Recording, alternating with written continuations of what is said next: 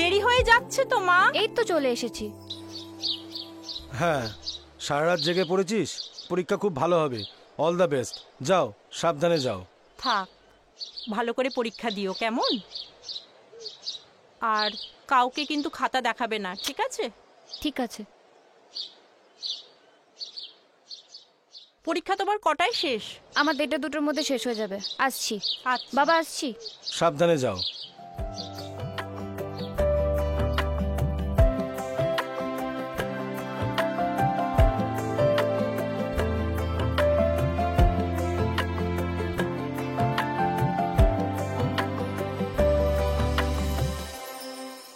বছরের শ্বেতা কমার্সের মেধাবী ছাত্রী। কলেজে পড়াশোনার পাশাপাশি সে একটা চার্টার্ড ফার্মে ইন্টার্ন হিসেবে কাজ করে। সেদিন ছিল শ্বেতার 5th সেমিস্টারের একটি গুরুত্বপূর্ণ পরীক্ষা। কিন্তু পরীক্ষা শেষ হয়ে যাওয়ার বহুক্ষণ পরেও বাড়ি ফেরে না সে। বাপরে, কই গো, খেতে দাও। খেতে তো দেবো, মেয়েটা 2টোর সময় আসবে বলেছিল, 3টে বেজে গেল, এখনো তো ফিরলো না গো। সে কি, একবার ফোন করো না। অলরেডি 4বার ফোন করে ফেলেছি, কিন্তু একবারও তো ধরেনি। আচ্ছা, মেয়েটার কোনো বিপদ আপদ হলো না তো? রাস্তাঘাটের এখন যা অবস্থা, একবার তুমি কলেজে গিয়ে খবর নাও না। এত অধৈর্য হয়েও না, আর একটু দেখি না। আচ্ছা, ওর বন্ধু আছে না, কি জানি নাম, ওর ফোন নাম্বারটা দাও। হ্যাঁ, পূজা। পূজা। দুপুর গড়িয়ে বিকেল হতে চলল। ফলে দুশ্চিন্তাগ্রস্ত শ্বেতার বাবা ফোন করে, সে তাকে পায় না। তখন তার বন্ধু বান্ধবদের ফোন করা শুরু করে। তারা কিছুই বলতে পারে না। তারা এটাই বলে যে শ্বেতা নাকি বাড়ি যাবে বলে চলে গেছে। এবার কলেজ থেকে শ্বেতার বাড়ির দূরত্ব বড়জোর 8 ঘন্টা। ফলে দুশ্চিন্তা বাড়তে থাকে শ্বেতার বাবার। এবার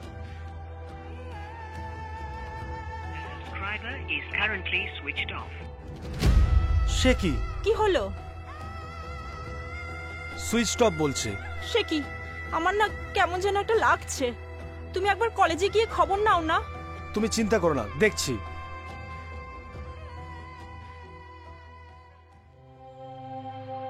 চারপাশে যে দেখো মানুষের লাশ, আধারেরা চুপি সারে করে ফিসফাস। চারপাশে যে দেখো মানুষের লাশ, আধারেরা চুপি সারে করে ফিসফাস। মৃত্যু মৃত্যু মৃত্যু মৃত্যু মৃত্যু শুধুই খেলে লুকোচুরি খেলা, প্রেম প্রীতি ভালোবাসা অন্তর জ্বালা। মৃত্যু শুধুই খেলে লুকোচুরি খেলা, প্রেম প্রীতি ভালোবাসা অন্তর জ্বালা। চলছে পুড়ছে জনতা জাগছে, জ্বলছে পুড়ছে জনতা জাগছে। চোখ বাঁধা হাজারটা হাই, hashtag crime crime crime, hashtag crime crime, hashtag crime crime, hashtag crime, hashtag crime crime crime, hashtag crime.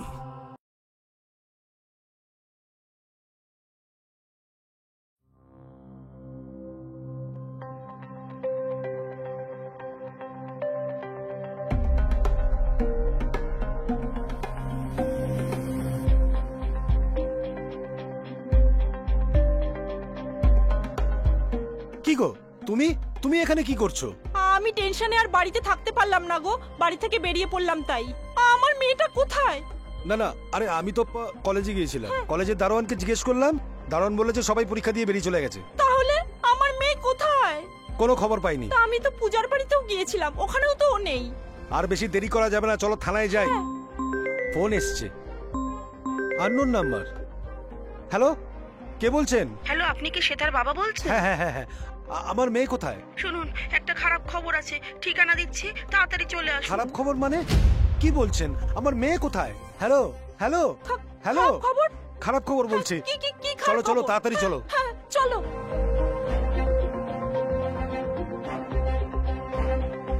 হ্যাঁ, হ্যাঁ, এই দোকানটা উল্টো দিকে। চলো চলো, আমার ভীষণ টেনশন হচ্ছে। চলো।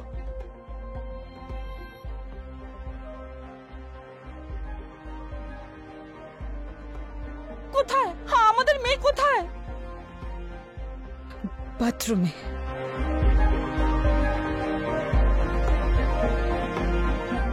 শ্বেতা! শ্বেতা! শ্বেতা! শ্বেতা! শ্বেতা!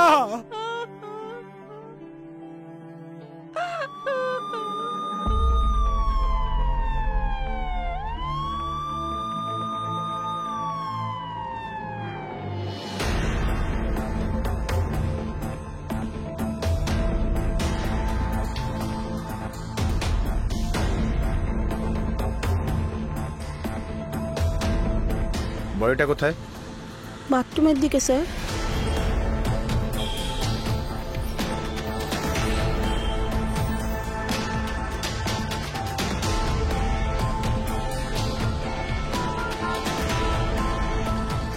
Mallika, yes sir. বডিটা পোস্টমর্টমে পাঠানোর ব্যবস্থা করো। Right sir.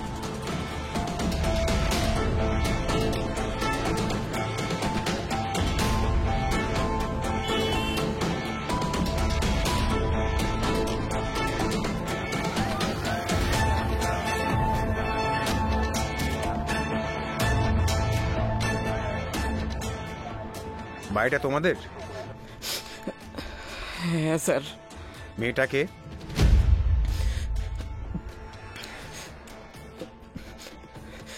কি হলো? একটা কথা জিজ্ঞেস করছি তো, কানে ঢুকছে না? মেয়েটা কে? আমার বন্ধু স্যার, শ্বেতা। বন্ধু? তাই এরকম হলো কি করে? সুইসাইড করেছে স্যার। মেয়েটা ভাইয়ের খুব ভালো বন্ধু ছিল, মাঝে মাঝে ভাইকে পড়া বোঝাতেও আসতো। আজ যে কেন ও হঠাৎ এরকম করলো জানি না স্যার।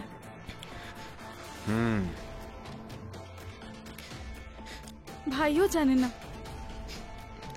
মেয়েটার বাড়িতে খবর দেওয়া হয়েছে? স্যার, মেয়েটির বাবা মা।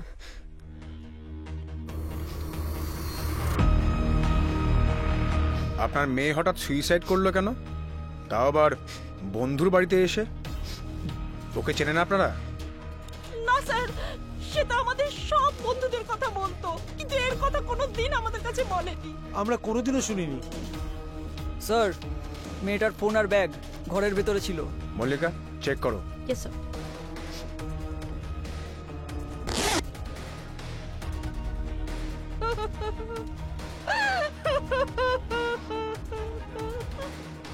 স্যার, তেমন কিছু নেই। এক্সাম বোর্ড আছে একটা, আর কিছু বই আর কিছু খাতাপত্র আছে। স্যার, এখানে কলেজের আইডি কার্ড আছে, অ্যাডমিট কার্ড আর ফোন আছে। স্যার, ফোনটা লক আর পার্সে সামান্য কিছু টাকা আছে স্যার। ফোনটা ফরেন্সিকে পাঠিয়ে দাও, ওরা খুলে দেবে। Okay sir. দেখুন, আপনাদেরকে একবার থানায় আসতে হবে, একটা এফআইআর করতে হবে।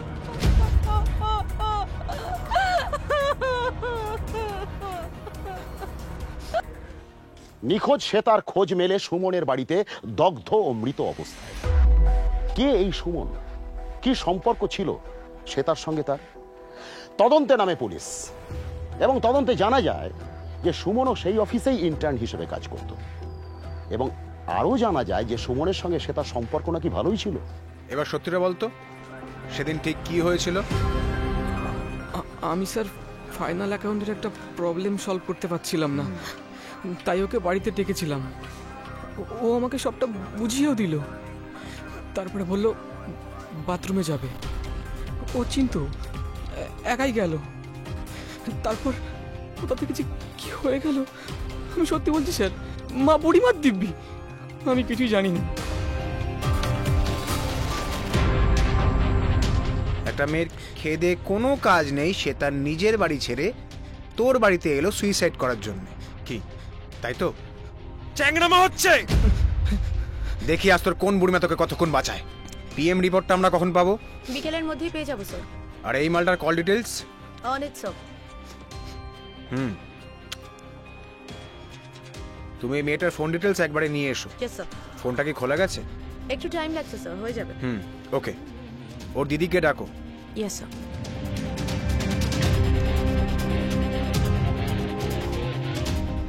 একটা মেয়ে দিনের আলোয় তোমাদের বাড়িতে ঢুকে গায়ে আগুন লাগিয়ে ফেললো, আর তুমি কিচ্ছু টের পেলে না? বিশ্বাস করুন স্যার, আমি সত্যিই কিছু টের পাইনি। আমি না টিভিতে সিনেমা দেখছিলাম, আর ভাইয়ের ঘরে মেয়েটা ভাইকে কি পড়া বোঝাচ্ছিল। ও মাঝের মধ্যেই আসতো, কিন্তু কাল যে কি করে কি হলো আমি কিছুই বুঝতে পারলাম না। হঠাৎ দেখলাম পাশের বাড়ির ছাদ থেকে পটাই চিৎকার করছে, বললো বাড়ি থেকে ধোঁয়া বেরোচ্ছে কি। আমি না ছুটে গেলাম, গিয়ে দেখলাম কেমন একটা যেন কালো ধোঁয়া আর পোড়া মাংসের গন্ধ। আমি চিৎকার করে ভাইকে ডাকলাম, ভাই আসলো, কিন্তু ততক্ষণে সব সব শেষ। আচ্ছা, এই মেয়েটা হঠাৎ নিজের বাড়ি ছেড়ে তোমাদের বাড়িতে সুইসাইড করতে গেল কেন? তোমার ভাই কি কিছু করেছিল নাকি? না না স্যার, আমার ভাই তো ওরকম ছেলেই নয়, আর তাছাড়া মেয়েটা তো ভাইয়ের খুব ভালো বন্ধুও ছিল। ভালো বন্ধু মানে ঠিক কিরকম বন্ধু? ভালো বন্ধু মানে শুধু বন্ধুই স্যার, আর কিচ্ছু না। না হলে আমি সব জানতাম। আমার ছেলে আমার কাছে কিচ্ছু লুকায় না। কতটা গুণধর ছেলে সেটা আমরা ঠিক খোঁজ খবর নিয়ে নেব। আচ্ছা, ঘটনাটা যখন ঘটেছিল তখন আপনি কোথায় ছিলেন, কি করছিলেন? কিচ্ছু টের পাননি? দুপুরবেলা কাজকর্ম সেরে খাওয়া দাওয়ার পর একটু চোখ লেগে গেছিল স্যার।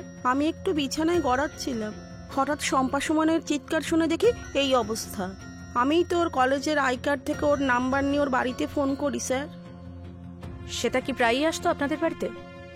ঘন ঘন আসতো তেমন নয়, তবে এসেছে কয়েকবার। বুঝলাম। আচ্ছা, সেদিন আপনার ছেলে হঠাৎ এমন কি করলো বলুন তো, যে মেয়েটা একেবারে সুইসাইড করে ফেললো? আমার ছেলে কিচ্ছু করেনি স্যার, সুমন এরকম কিছু করতেই পারে না। দেখা যাক, আপনি এখন আসতে পারেন। আর হ্যাঁ, দরকার পড়লে কিন্তু আবার আপনাকে ডাকবো।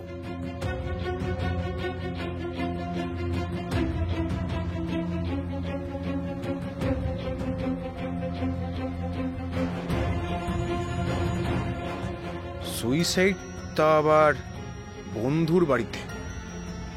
রিয়েলি? পুলিশের সিক্সথ সেন্স জানান দিচ্ছিল যে এটা সাধারণ একটা আত্মহত্যার ঘটনা হতে পারে না। সন্দেহের তীর ইশারা করছিল সুমন আর তার পরিবারের উপরে, কিন্তু সুমন তো কলেজ পড়ুয়া, তার উপরে তো জোর খাটিয়ে জেরা করা যায় না, আইন বিরুদ্ধ কাজ হয়ে যাবে সেটা। তাই পুলিশ অপেক্ষা করছিল শ্বেতার ময়না তদন্তের রিপোর্টের উপরে এবং শ্বেতা আর সুমনের ফোনের কল ডিটেলসের উপরে। বিশ্বাস করুন স্যার, ওই ছেলেই আমার মেয়েকে খুন করেছে। আপনি ওকে কেন গ্রেফতার করছেন না? হ্যাঁ, আমার মেয়ে আত্মহত্যা করতেই পারে না, করতেই পারে না। দীপকবাবু, একটু বোঝার চেষ্টা করুন। এইভাবে কাউকে অ্যারেস্ট করতে বললেই অ্যারেস্ট করা যায় না, সবকিছুর একটা প্রসিডিওর আছে। তাছাড়া ছেলেটা এমনিতেও কলেজ পড়ুন, আর আপনার মেয়ের পোস্টমর্টেম রিপোর্টটা এখনো পর্যন্ত। PM report sir.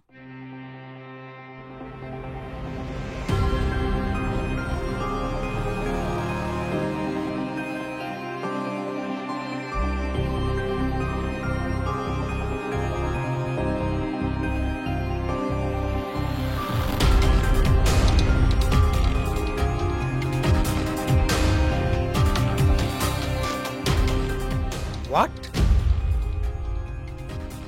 কি হয়েছে স্যার? ভিকটিমের বডিতে 14টা স্ট্যাবিং উন্ড। কি? কিন্তু কজ অফ ডেথ স্ট্যাবিং নয়, 3rd degree burn.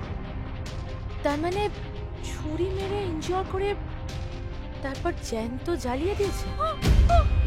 Nilima, Nilima, Nilima দাঁড়াও। নীলিমা, কি হয়েছে? কিচ্ছু হয় না। আরে কি বুঝছো? জল দাও, জল দাও। নীলিমা, নীলিমা দেবী, জল দাও তো। নীলিমা দেবী উঠুন, উঠুন নীলিমা দেবী, ওঠো ওঠো, কিচ্ছু হয়নি। নীলিমা দেবী উঠুন। এক্ষুনি ডক্টর ডাকো।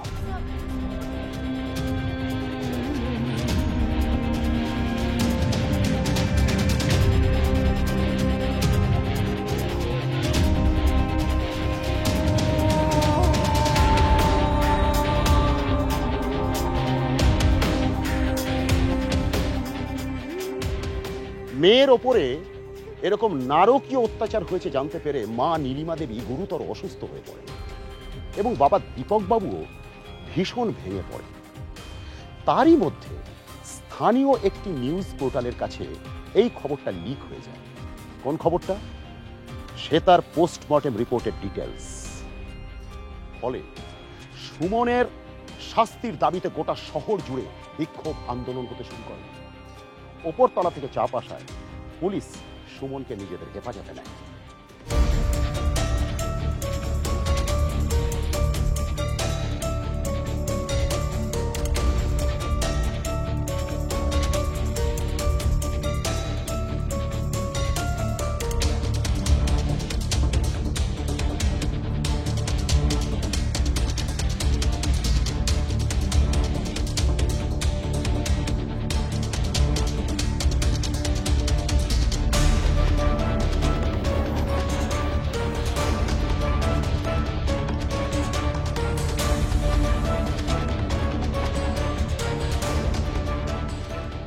হেফাজতে তো নিল পুলিশ সুমনকে, কিন্তু কি পেল সুমনের কাছ থেকে?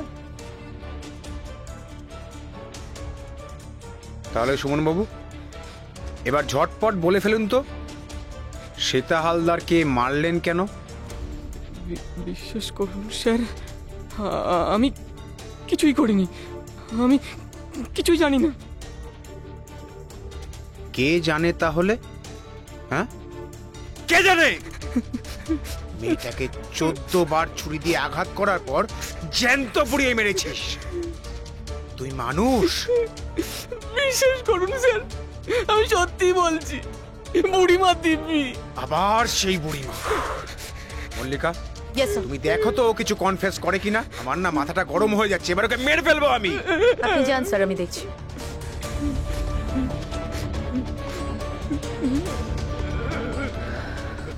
কিরে, বাঘের ছুলে 18 ঘা, পুলিশের ছুলে কত জানিস?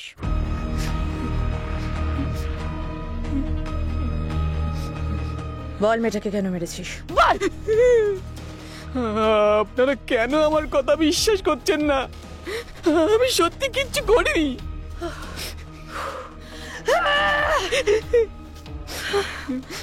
জনগণের ক্ষোভের মুখে পড়ে পুলিশ বাধ্য হয়েছিল সুমনকে নিজেদের হেফাজতে নিতে, কিন্তু সুমন নিজের অপরাধ স্বীকার করে না।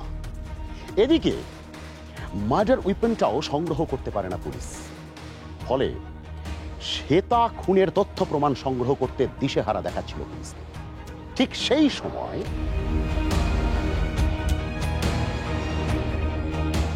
স্যার, এ হরি ঘোষ। নমস্কার। শ্বেতা হালদারের মার্ডার কেসে আপনার সাথে কথা বলতে চাই। বসো। বলো, তুমি কি জানো মার্ডারটার ব্যাপারে? স্যার, আমার স্যার মানে ওই সুমন, মানে যাকে আপনি ধরেছেন, তার বাড়ির সামনে আমার চায়ের দোকান স্যার। আচ্ছা, ওই যে মেয়েটা মারা গেছে না, আমি সেদিন সুমনকে দেখেছিলাম স্যার। কোথায়? ওই তো বাড়ি থেকে বাইক নিয়ে বেরোনোর সময় দেখলাম বাড়ি থেকে বাইক নিয়ে বেরোচ্ছে, আর ওর বাইকের পিছনে না একটা বড় বস্তা বাঁধা ছিল স্যার। ওই বস্তার মধ্যে থেকে না কি যেন লাল রঙের টপ টপ করে মাটিতে পড়ছিল। তারপর? তারপর আমি ওকে জিজ্ঞাসা করলাম যে বস্তায় কি আছে, তো আমাকে বললো রং আছে, কারখানায় নিয়ে যাচ্ছে। আসলে ওদের তো ধূপের কারখানা আছে। আচ্ছা, কটার সময় ওকে দেখেছিলে তুমি? তাও স্যার ওই 3টে হবে। হ্যাঁ, আমাকে আসছি বলে ও বেরিয়ে গেল। তারপর খানিক্ষণ বাদে, মানে ধরুন ওই 3:30 4টে, তখন আবার দেখলাম বাড়ি চলে এলো। তখনও দেখলাম ওই বাইকের পিছনে ওই বড় বস্তা বাঁধা, আর বস্তার মধ্যে শ্বেতা আর সুমনের call details R tower location.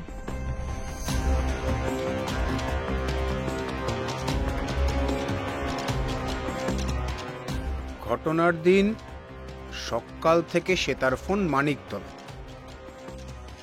তারপর 10টার সময় মানে শ্বেতার বাড়িতে, 9:45টার সময় বউবাজার অর্থাৎ শ্বেতার কলেজে, সেখানে 1টা অবধি, তারপর 1:30টার সময় এন্টালি মানে সুমনদের বাড়িতে, আবার 3টে অবধি ওখানে।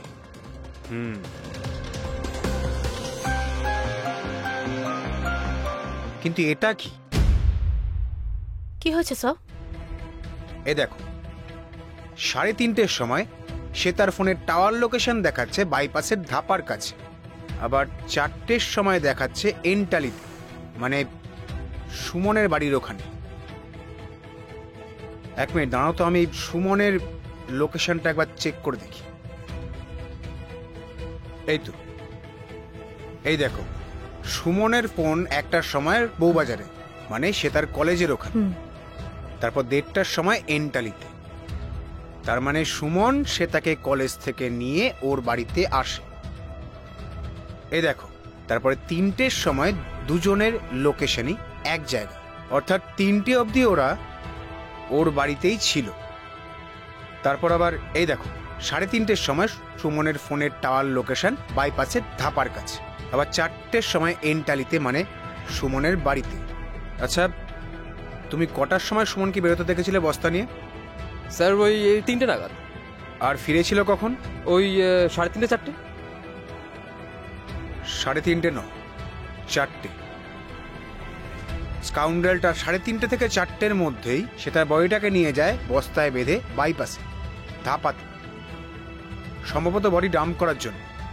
কিন্তু কোনো কারণবশত বডিটা ডাম্প না করে ওটা নিয়ে আবার ফিরে আসে, আর ফিরে এসে বাড়িতে ওই আধমরা মেয়েটার শরীরে আগুন লাগিয়ে দেয় ওই 4টে থেকে 5টার মধ্যে।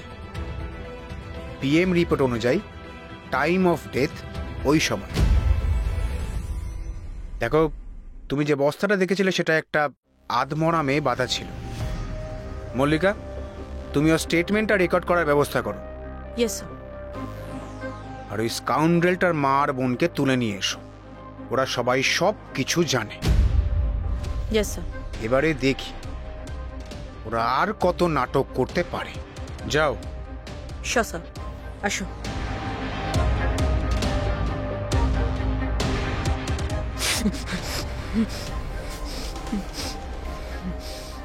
কিরে, তোর বুড়িমা তো আর তোকে বাঁচাতে পারলো না।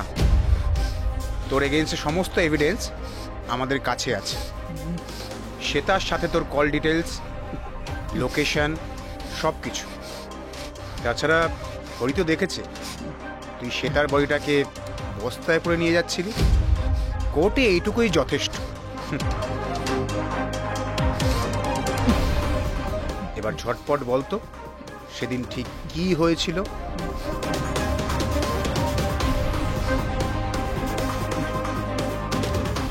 ও কিছু বলবে না।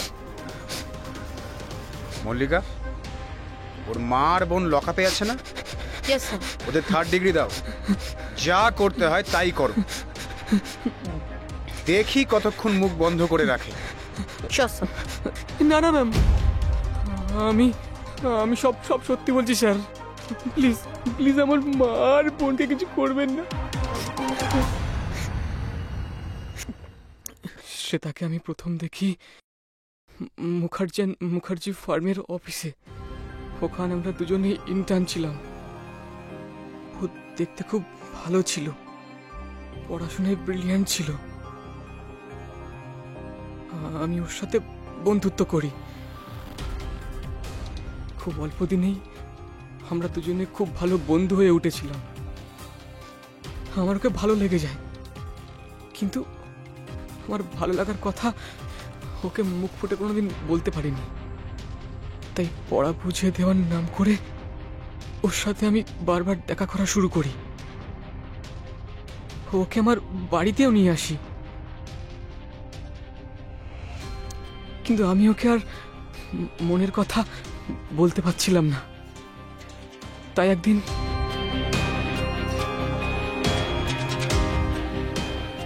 কি বলবি, হঠাৎ ফোন করে ডাকলি? I love you.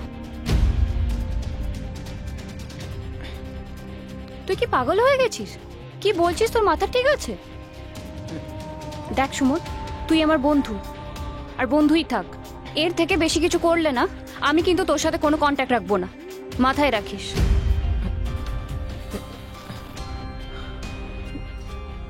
Shweta, Shweta,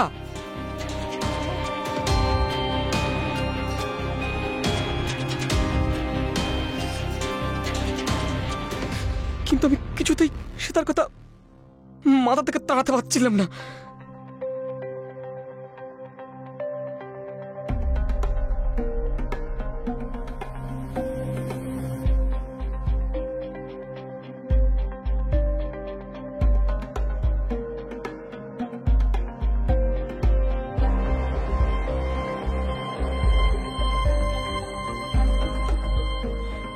Shweta, শোন না,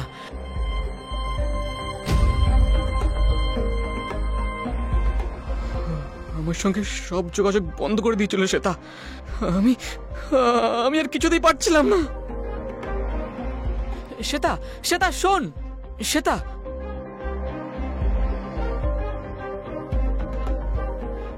শ্বেতা, আই এম সরি। দেখ, আমি আমার ভুলটা রিয়েলাইজ করতে পেরেছি। এসব প্রেম টেমের চক্করে তোর মতো ভালো একটা বন্ধুকে আমি হারাতে পারি না। Can we be friends again? Just good friends.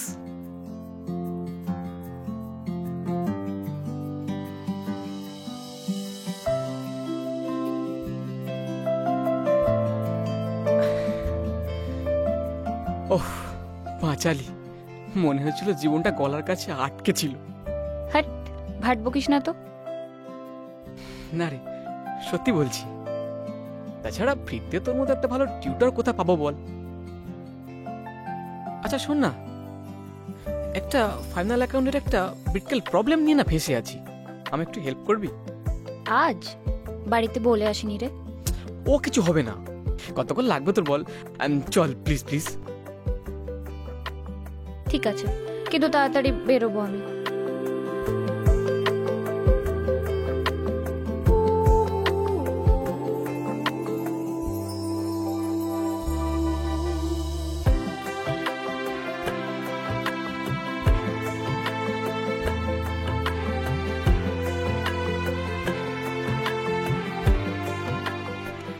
আয় বস। তাড়াতাড়ি কর, বাড়িতে বলে আসিনি।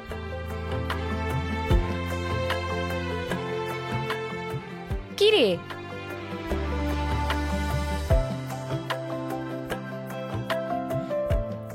এই দেখ, এই প্রবলেমটা আমি কিছুতেই বুঝতে পারছি না।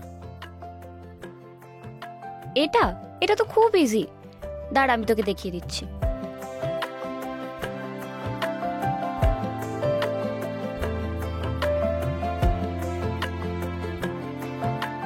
একটু ক্যালকুলেটরটা দে না। ক্যালকুলেটর তো কোথায় রেখেছি আমার মনে নেই। তুই এক কাজ কর, আমার ফোনটা নিয়ে চালিয়ে দে। ক্যালকুলেটরের কাজ কি ফোনে হয়? একটা দিনের জন্য চালিয়ে দে না। তুইও না? যাই হোক,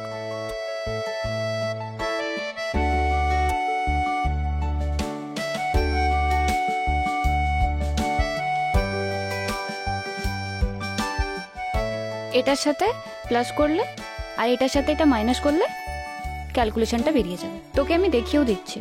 আর শোন না, আমার আর একটা প্রবলেম আছে। কি বল? কি রে, কি প্রবলেম? তুই আমাকে রিফিউজ কেন করছিস? আমার মধ্যে কি খামতি আছে বল? ও, আমি তোর মতো ব্রিলিয়ান্ট নই বলে? মানে তুই এইসব করার জন্য আমাকে ডেকে নিয়ে এসেছিস?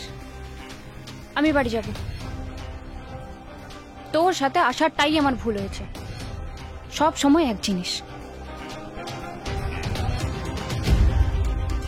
তুই কেন আমার সাথে এমন করছিস? কেন বল?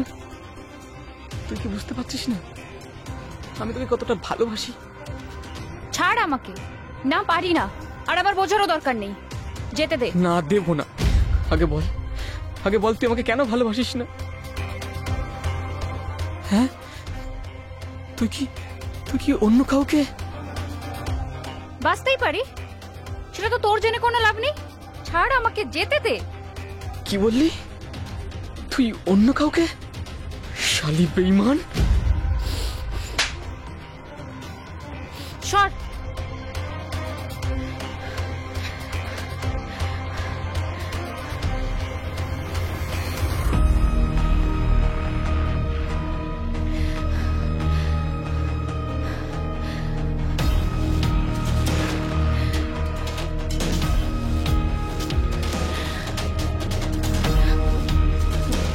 কি করছিস সুমন? ছুরিটা ফেলে দে।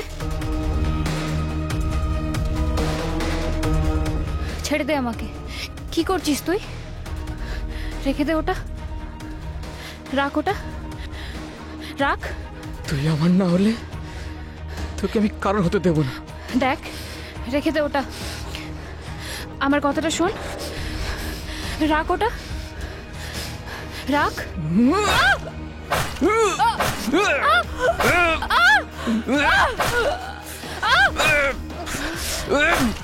ভাই সুমন,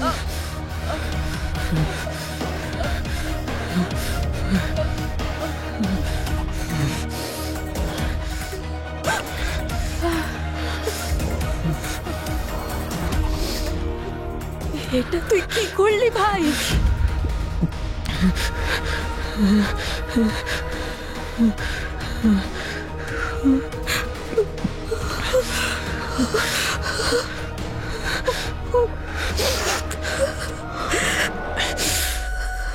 তারপর আমরা ভেবেছিলাম মেয়েটা হয়তো মরে গেছে, খুব ভয় পেয়ে গেছিলাম জানেন। তাই সুমনকে বললাম মেয়েটাকে আর ওর ব্যাগটাকে একটা বস্তায় পুরে লুকিয়ে রাস্তার কোনো একটা জায়গায় ফেলে আসতে। কিন্তু হরি ঘোষ সুমনকে দেখে ফেললো বস্তাটা নিয়ে যেতে, কি তাই তো?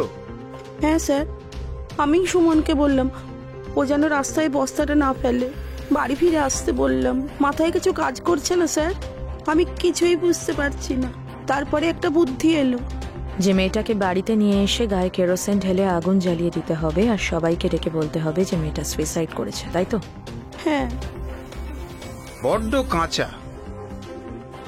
কাঁচা কাজ। একেই বলে বিনাশকালে বিপরীত বুদ্ধি। মল্লিকা, ওদের স্টেটমেন্ট রেকর্ড করে চার্জশিট তৈরি করো। সুমন, রেখা দেবী আর শম্পা আদালতে নিজেদের দোষ স্বীকার করে। সরকার এই কেসটাকে ফাস্ট ট্র্যাক করতে বাধ্য হয়। আদালত সুমনকে মৃত্যুদণ্ড আর রেখা দেবী ও শম্পাকে যাবজ্জীবন কারাদণ্ডে দণ্ডিত করে। কি বলবেন এই ঘটনাটাকে? অবসেসিভ লাভ ডিসঅর্ডার নাকি সে তার নিয়তি? আজ এই পর্যন্তই সুপ্রিয় দর্শক। আপনারা ভালো থাকুন, আনন্দে থাকুন, সুস্থ থাকুন, সতর্ক থাকুন আর চোখ রাখুন আমাদের #ক্রাইমের পর্দায়।